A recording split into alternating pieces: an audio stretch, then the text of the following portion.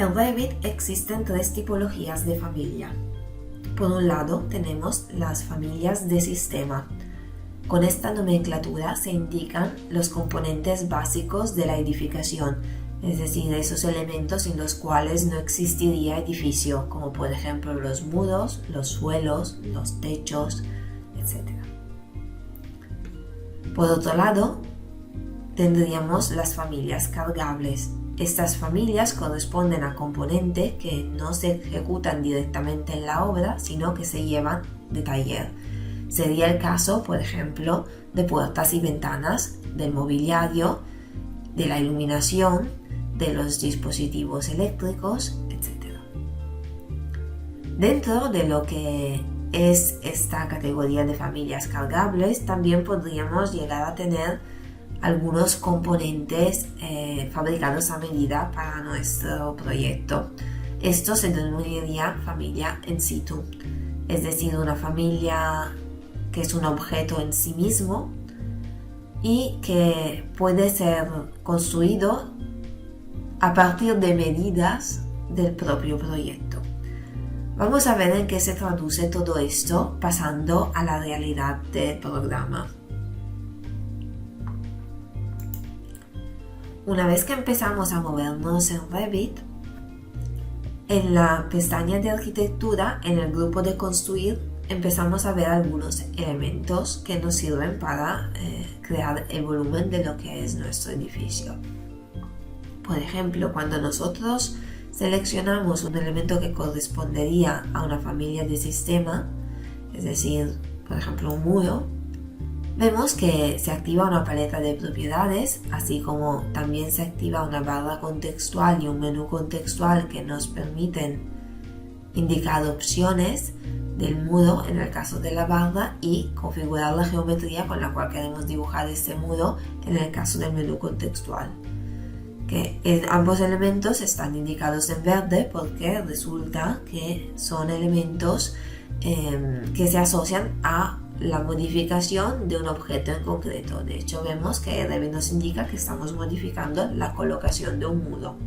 En lo que es la paleta de propiedades de estos elementos, vemos que tenemos un botón de editar tipo y tenemos un botón de estructura, de editar estructura, que básicamente nos permite de crear varias tipologías de muro. También, si vamos a lo que se denomina el selector de tipos, tenemos una serie de opciones ya preconfiguradas. ¿Esto qué significa? Que los tipos de muros yo los puedo generar a partir de un muro que haya seleccionado entre los que ya existen y puedo editar ese tipo para modificar su estructura, por ejemplo, insertando capas o modificando el grosor de las mismas.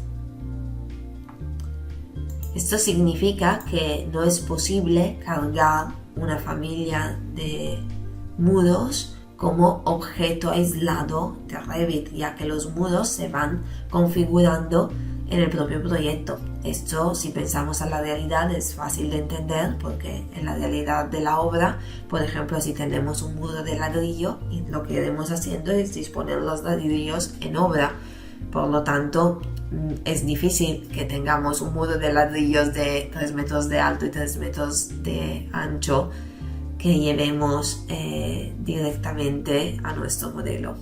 Sin embargo, en el caso de una puerta, sí que es posible fabricar esta puerta en un taller y entonces lo que estamos colocando en nuestro modelo es un objeto externo que no se realiza dentro de lo que es el espacio de proyecto, sino que se realiza como familia que se lleva al mismo proyecto. Entonces, en este caso, disponemos de la opción de cargar familia, porque podemos seleccionar en la librería del programa o descargar un archivo otro modelo de puerta que nos guste más o nos resulte más útil para nuestro proyecto.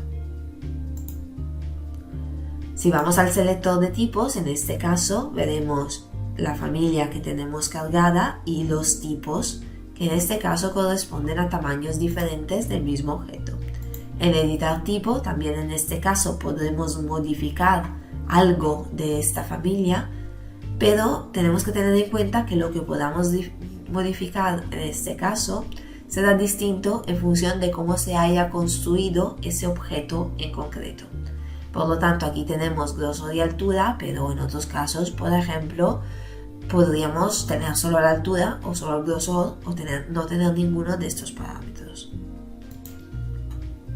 Esto básicamente se traduce en que los elementos que sean familias cargables son los que yo puedo conseguir accediendo a webs de catálogos de elementos de familias de Revit o que yo pueda cargar desde la librería del programa, mientras que las familias de sistema serán familias que yo generaré dentro del propio entorno de proyecto y que serán de alguna manera únicas para ese proyecto.